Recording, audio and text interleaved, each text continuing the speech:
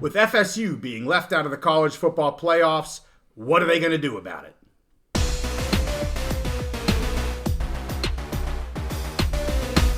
Conference realignment and expansion is always in the news. So we're back on the Big Mountain, where we give you a detailed focus on the Big Ten and the Mountain West. Hey, it's good to have you here on the mountain. I am JY. This is my good friend Steve. And it's been a little while since we talked a little bit about expansion, specifically from the ACC Big Ten side of things. We had a really successful video when we did this a little while back, and we thought it's about time we do one again. Yes. So let's talk about this specifically. Let's start, Steve, with what do you think's going on with FSU? There's a lot of talk right now, specifically that they were left out of the college football playoffs, and they specifically need to do something about this because the ACC just isn't as strong of a conference of everyone else. I think a lot of people are looking at this as, well, because they're in the ACC, they were left out of this. Of course, there's injury issues as well. But let's specifically look at expansion, realignment, and where is FSU headed?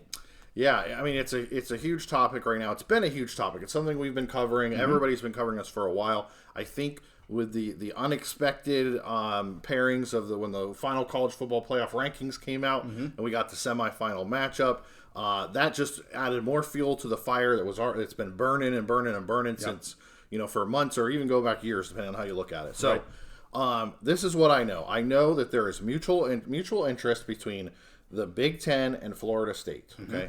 Starting with this last summer when the Big Ten was able to kind of close out the western side, they added, with the pack kind of falling apart, added Oregon and Washington. They have now turned their attention to moving down that southeast corridor of the country. They're done out west, and right now they want to get down the I-95 corridor, and the biggest markets left are in the state of Florida. Okay, Florida State meets all of their their criteria of everything they're looking for, and I can tell you from my contacts at Penn State, there's mutual interest between both sides. There's been some debate, is there interest from the SEC? That's something I can't speak on. We've talked about Florida State wanting to get out, obviously, of the ACC. Their own conference, their own board of trustees has gone on record with that. Right. So I can definitely tell you there's mutual interest from both sides. Now, what is the question everybody wants to know? Everyone wants to know when. When is it going to happen? Right. Okay.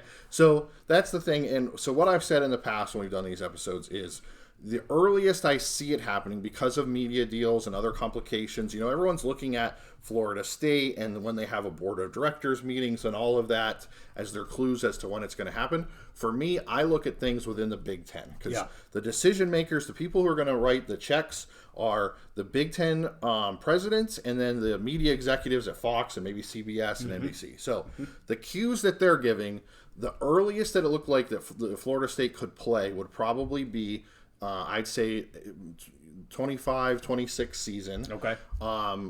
It could go all the way out with their media deal to 29 season or even with their grant of rights to the 2036. But at this point, before my expectation was we would see some kind of a window between 2029 and 2023 or 2036. Yeah.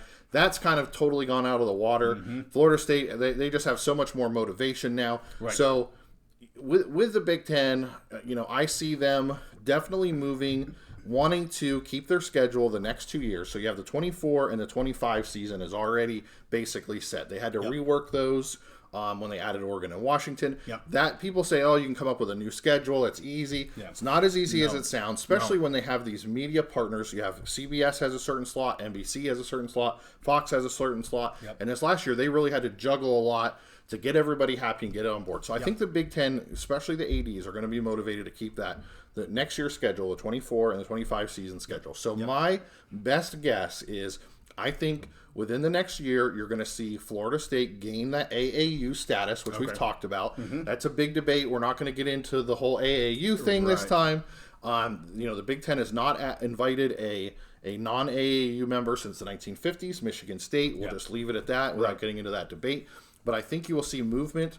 Florida State has added research dollars every year. They're working hard towards that, and I think within the next year or so, you will see them gain that AAU status, and I think you'll see the Big Ten invite. And I'm going to lay my marker down that the 2026 season, you will see Florida State and probably one other team begin Big Ten play. Interesting. Well, and you can see some of this now with just the landscape of college football. And we've done a lot on Oregon State and Washington State and the Pac-12 and what has kind of transpired there. And, it only makes sense. I don't follow the Big Ten nearly as much as you do, and certainly not the ACC.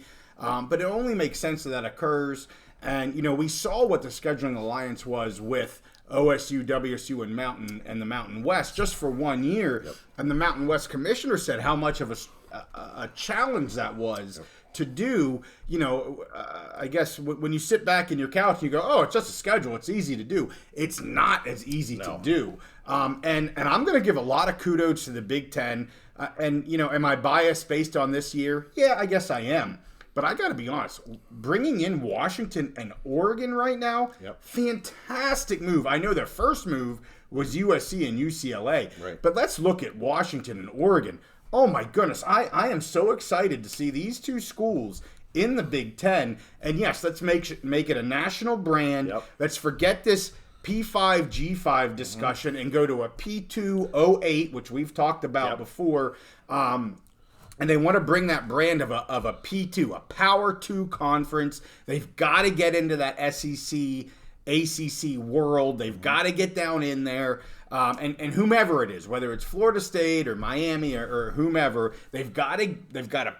The Big Ten has to punch into that area and get some teams in there. They've got the Western Conference now. I mean, USC, Oregon, and Washington, you've got the three biggest schools out there. And UCLA has a great name. They don't necessarily have a great football team right now. But, I mean, you've got the four, honestly, biggest schools on the Western Conference. You got to punch into that southern tier. And then you become not just a P2, but you become the conference in the nation if you can do that. So really, really interesting stuff. And I think FSU on both sides of the equation make a lot of sense here. Totally agree. So let's talk about who else may come. So we're focusing on FSU and why they may or may not. Who else are you thinking might be coming here to the Big Ten? So right now with the pack additions that you were just talking about, that puts the Big Ten at 18 teams. Okay, which is a nice number. They were able to come up with a great schedule for 24 and 25 season. Specifically, and they pre-announced basically the 25 schedule. Now they have talked about further how that scheduling model is going to work, but you can see the focus is on these next 2 years of those 2 years of schedule, and it's already a great national schedule for reasons that you mentioned. Now, as we move farther, and as they add Florida State, which I expect them to do for the 2026 season, that is the $1 million question: is what is going to be that next team? Now, the big elephant in the room has always been Notre Dame. It's not going to be, that's not going to be a team that's going to be paired with Florida State as it looks now, but we'll talk about that a little bit later. Okay. So let's talk about the criteria of what they're going to look for in another school. Okay. So now it's important to remember. So for me, my contacts where I do my day job is kind of where, government and higher education intersect.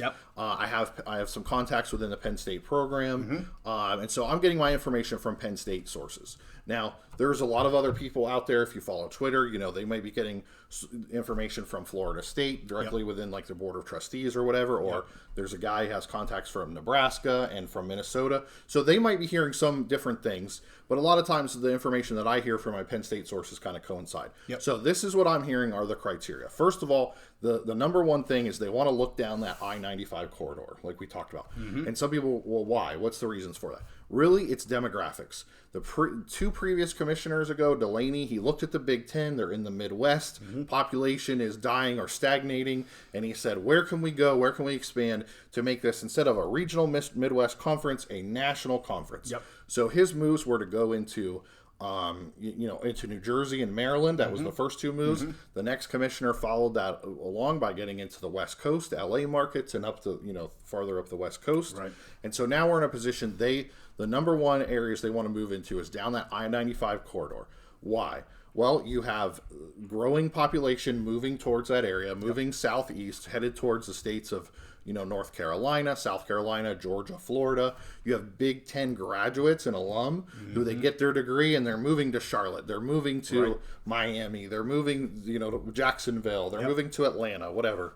They're going down there. They have money. They've established families. They want to go to games. They want to buy merchandise. They want to do all this stuff. So that's a big area that the Big Ten wants to get into.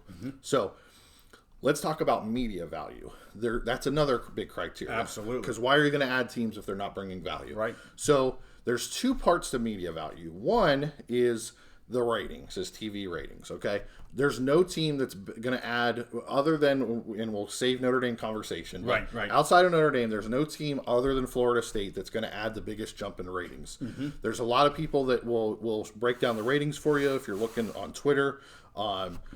Break down the ratings for this year, and outside of the Big Ten, they're not going to get Alabama. They're not getting Alabama and Georgia. It's not going to happen. So, and it's the P2. Yes, exactly. You're not going to get your big SEC teams at this point. So who's left? Right. Yep. So there's nobody above Florida. Florida State is and that's why they're the prime target. Is that big ratings kick that they will get, so that they can bring in. So what's the other factor? Well, the other factor is what we just talked about: demographics. Okay. Demographics and geography. So you have those Atlanta suburbs, you have Charlotte, you have the Triangle in North Carolina, you have 3 or 4 really awesome markets in Florida, in the state of Florida, growing population. So that's going to be one of the other main criteria when you just look at media value. So media value is the second thing. So the other thing is what fits the academic profile, okay? And every time I bring this up, there's people that are like, oh, academics doesn't matter, it's only money or whatever. Here's the thing, doesn't matter what I think or what viewers think or whatever. It matters what the Big Ten presidents think, okay? Yes, they want that money, but they also want schools and programs that are going to fit their academic profile, okay? So what are they looking for? They're looking at large public flagship universities who have large alumni bases and who are research based. Like we talked about, the last time they invited a school that was not an AAU member was in the 1950s. It was Michigan State. There's some controversy with Nebraska. We're not getting into the whole story again. But definitely, the Big Ten has their own research consortium. So when they add programs, that's their number one criteria, is they want any program that they add, any school, to join their research consortium, okay, their internal Big Ten research consortium. And for them, the best candidates are people who already are AAU members.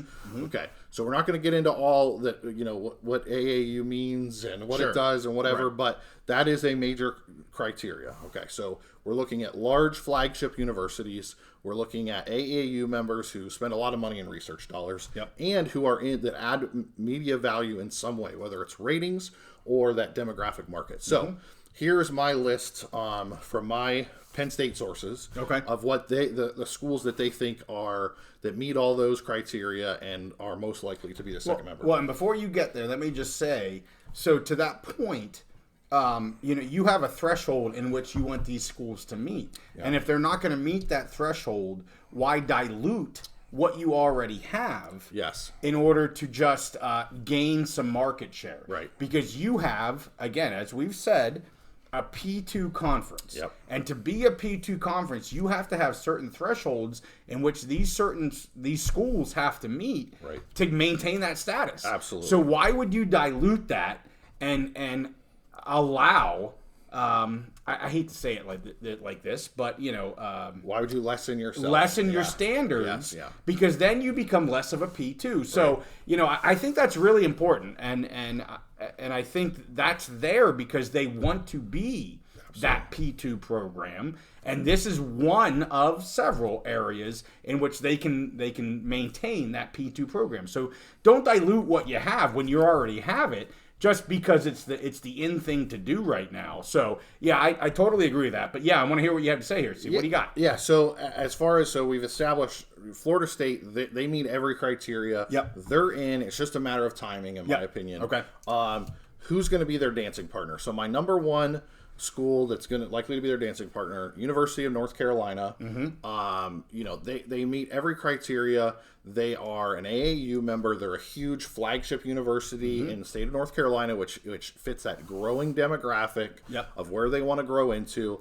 Massive Mid-Atlantic, massive growth potential in there. I mean, that area of the country is growing incredibly right now. With population and wealth. And, yes, 100%. Young population, everything. Yep. So, and now some people will say, well, North Carolina, they're not really a football school. And it's true. They, North Carolina, they probably do care a little bit more about basketball than they do football. That's just the way they are. Yep. But they do have a pretty good football program, and you have all, and here's the thing about UNC is their brand. They are a Jordan brand school. Right. They are iconic. They right there, they belong in that same category with the USCs, the Michigans.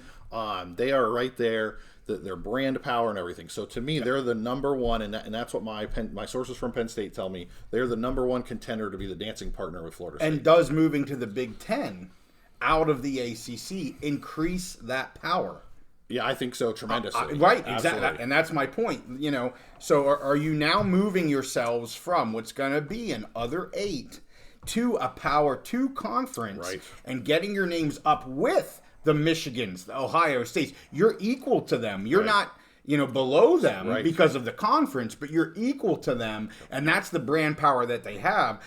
To me, that only makes complete sense. So, it's a home run move. And really the only question in my mind, and from what my contacts at Penn State say, is there is a question of whether UNC is going to want to go to the Big Ten. It's definitely an academic fit. Or do they feel like their sports fans are more of a cultural fit with the SEC?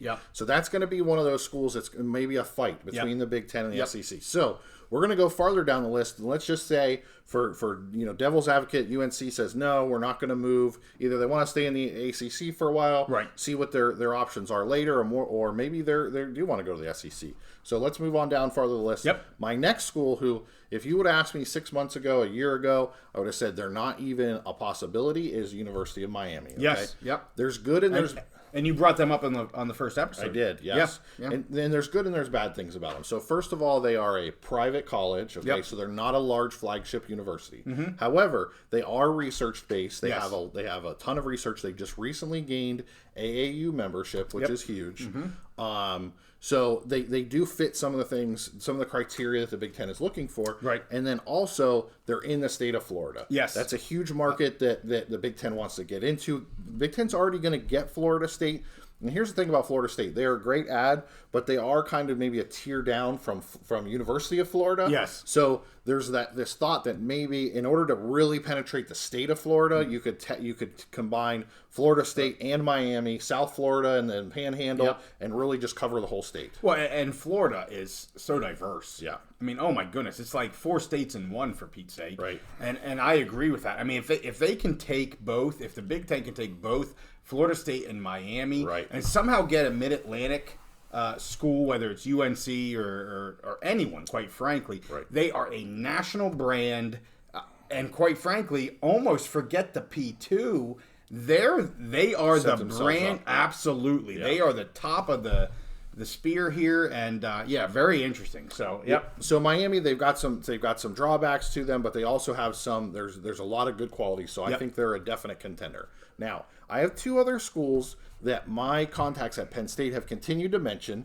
And I kind of struggle with these 2 schools because I don't know if it's just something, Penn State would like to see them because of their, where they're at and their regions or whatever. If they really are a target of the entire Big Ten, or if it's just from the people that I talked to at Penn State. But the next 2 schools are University of Virginia and Georgia Tech. Both are AAU members. University of Virginia, the state of Virginia has a lot of same qualities of the state of North Carolina that we talked about. It's the next kind of step down through the Atlantic corridor. Young, growing, diverse state. Maybe not quite as young as some of those other southeastern states, but it's a good fit. And obviously the University of Virginia, AAU member, incredibly high academics. It fits the profile of what the president's... So when they're adding a school like Florida State, if they want a dance partner that'll make the presidents happy and help them in that Mid-Atlantic region, They make some sense. I just kind of wonder if that's something that really that Penn State is pushing, and what the rest of the Big Ten thinks about the University of Virginia. Yeah. And before you give me your thoughts on them, Georgia Tech is the other one. Again, I was told for years and years that they were not a contender at all. However, with the new media contracts and how things are going, the media partners really want to get in that Atlanta metro market. Yeah. Georgia Tech, they're an also run program as far as football over the last 20 years. Yeah. From like 1991, post 1991, they're just a lower level program. Right. But there is a desire for some of the media partners to get into that market. And, Georgia Tech fits the academic profile of the Big Ten. Yeah. And so, if you could see them as a potential, they meet some of the criteria.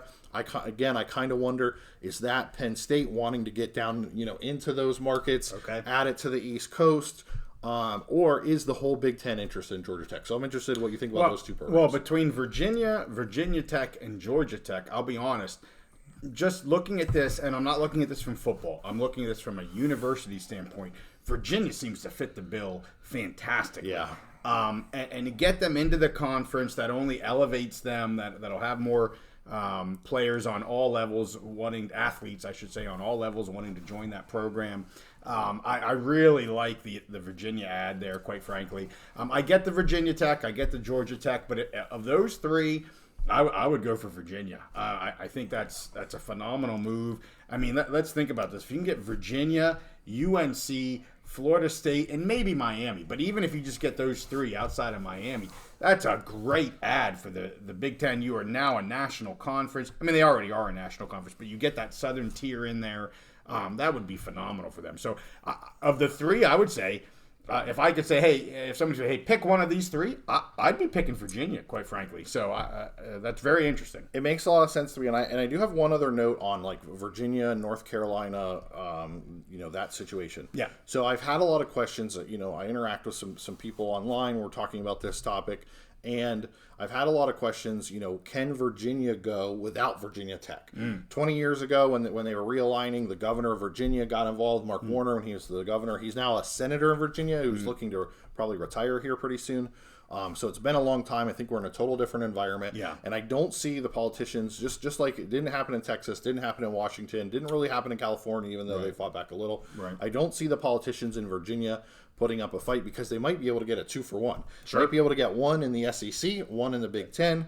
So I don't see them fighting that. Now, I have heard, this is not from my Penn State sources, this is from other people that are like, just kind of follow North Carolina. They say that North Carolina, you always think of North Carolina and Duke as the big basketball rivalry. Yes. And so some people have said, maybe those two would want to stay together. Okay. Yes. But what I've actually heard from people is that North Carolina and Virginia may be tied in some way. That North Carolina may not want to leave the ACC without Virginia. Okay. That's actually been before the Mike Krzyzewski era at Duke. Yep. That Virginia has traditionally been more of their rival in all sports, football, basketball, and other things, and that the two of them might be tied together. So that would be interesting. If Florida State comes along and Big Ten's looking for one other dancing partner, and if North Carolina says, "Hey, I'll come, but only with Virginia," what do they do then? Because 2 gives you 20, 3 gives you 21. That's kind of a weird number. So that's just something to think about. I think we'll explore that further going forward. Okay. Just something I kind of stumbled upon. I want to bring up. Yeah, you hit on something there. The Virginia, UNC, Florida State trifecta. Oh my goodness, that just sounds amazing. Right. I don't know if it's going to happen, but that sounds really, really strong for the Big Ten. Even if they get 2 out of those 3, really good news for the Big Ten. I do want to mention one quick thing here, Steve, and I don't know if you have a lot of details on this, but we've covered a lot of the Pac-12.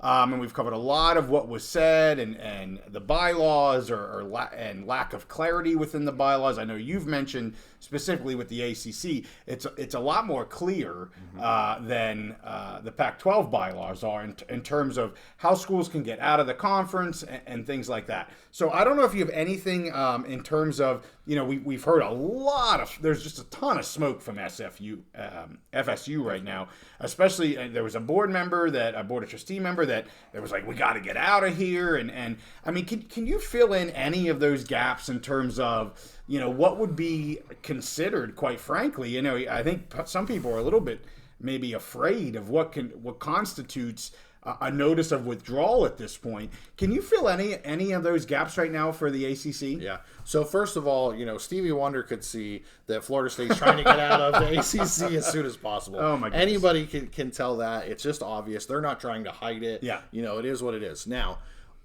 we did talk about in the pack, the judge there noticed that he said, your bylaws are he basically told them their bylaws are crap. Yes, and he kind of gave notice to all other conferences. Make sure your bylaws aren't this bad, because these are bad. Right. So the ACC bylaws, they've adjusted theirs, and they really have tied everything into this grant of rights. Okay.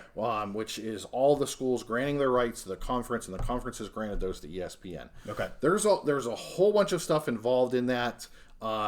There's some language about having to have a minimum of 15 teams, right, or everything is blown up. Right. The ACC has done a good job of kind of counteracting that and ensuring their survival. I've called them a dead conference walking. I don't think at this point they're just going to completely fall apart like the Pac did. Right. But whatever I think they're on borrowed time, and they're going to look a lot different. Sure. 10 years from now, they're going to look completely different than they look today. Yep. But they have made some steps to ensure that they're that basically that they will continue to exist. Yes. I did see one interesting thing, which was a definite difference between their bylaws and the PAC bylaws. Okay. So in the ACC, I haven't seen these in writing. People have been trying to get a copy of the grant of rights and their bylaws and whatever, but I did see some reporting on this that basically with the ACC, if a team says I'm leaving, okay, all it is the other members, if the other members that are not leaving, that are saying, they're not saying I'm leaving, if they deem that team has announced that they're leaving, that program, that's it. That's it. Okay. Then there's no, it doesn't matter if it was in writing, it doesn't matter if they put it on a billboard, doesn't matter if they called everybody, yes, doesn't matter if they sent everybody a signed memo. Right. Okay. If the other programs say, hey, this team said they're leaving, then it's deemed to be so. Okay. So that's a big difference there.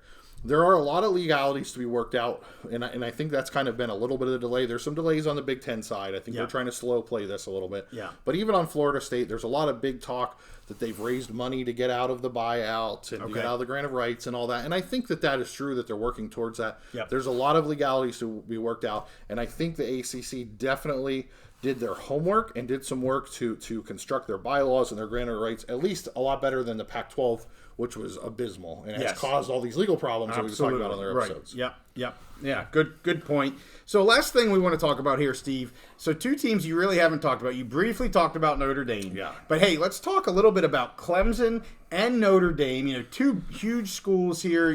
Notre Dame. I've seen some headlines that hey, they've done some things where they're going to be completely independent. They're good to go. But what about Clemson here too? They're a huge school that has a huge name, a huge following. Where are we headed with these schools? So here's the thing with Clemson is we've seen all this smoke about them. We've seen all this talk in the media, message boards, whatever, about them wanting to leave and wanting to go either to the Big Ten or the SEC. Okay, so I can't really speak on the SEC and what they're doing and what they're willing to do and not willing to do. Okay, I have repeatedly asked my contacts at Penn State about Clemson, and the answer that I got 6 months ago and the answer that I got recently after we did our last episode is the Big Ten is not looking at Clemson. Okay, Clemson does not fit their profile.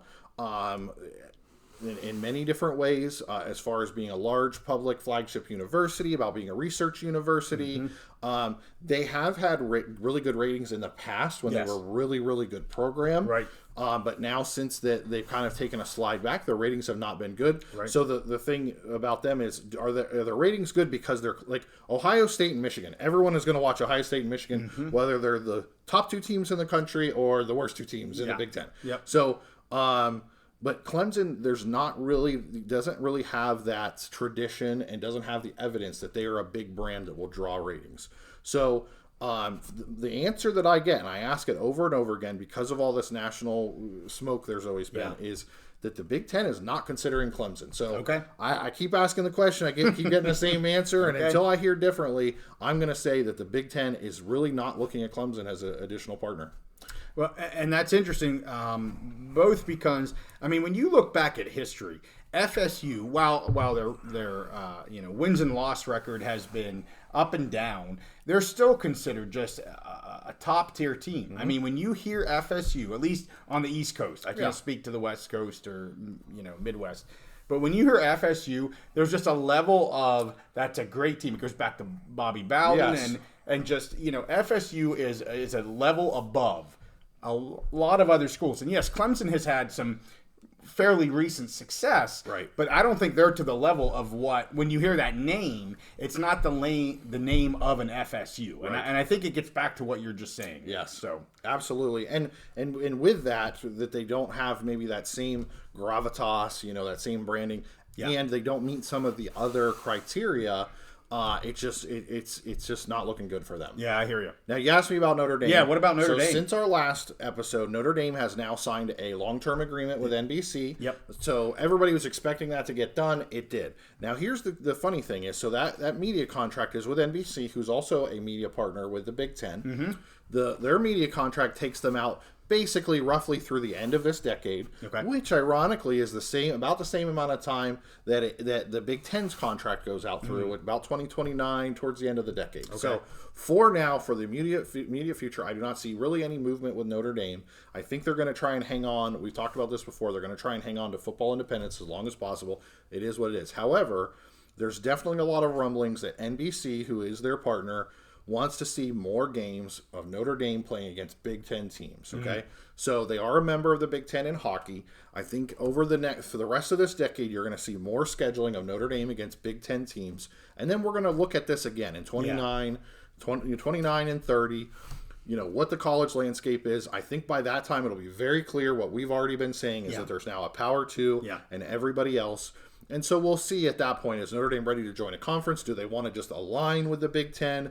Whatever. But I think you'll see them stay with the ACC, but start to schedule more and more games with the Big Ten. Yeah, well, and as you get to moving from a Power 5 to a Power 2, I think that pressure of getting Notre Dame into one of the top tier programs only increases. At a Power 5 level, you're talking about, 60, 70 schools. At a Power 2 level, you're only talking about maybe 30 schools. 30 to 40. And Notre Dame wants to be a part of that program. So as the number of schools diminish and they want to be a part of that, they either have to, get on the dance floor and join in the party here, or they will get left behind. And I would say, at 2029, it sounds far away, but as we're sitting here in our 40s, I can tell you 6 years goes by a hell of a lot faster than it did back 20 years ago for me. So that's not that far away. It's not, and they've bought themselves some time because they want to maintain that independence. They bought themselves some time to where they're not a hot button. There's not a lot of smoke and fire coming out of there. Things have cooled off there. And it gives everybody some time to reassess. So for now, Notre Dame is a no-go.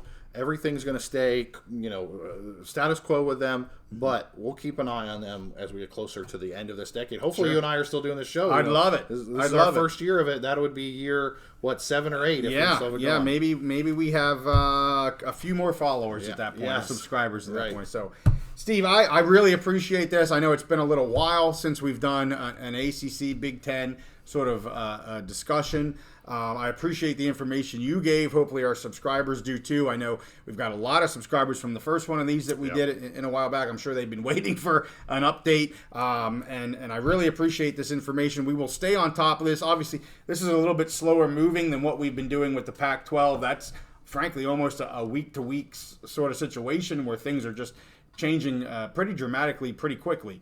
But we'll stay on top of this. I know Steve, obviously, as he said, he has contacts at Penn State, and he'll listen, keep his ear on that, and make sure if there's any sort of new news, we will certainly get it out to you guys. But we felt like it was time to do another update on this, and I appreciate that, Steve. So, hey, with that, we just want to remind you guys, we are going to stay on the Pac-12 issue. We are going to be picking all the bowls this season. We started that here last week. We got another couple weeks of that to go. We're building up to the college football playoffs, which should be really, really exciting. But with that, hey, we appreciate you watching. We'll see you next time on the Big Mountain.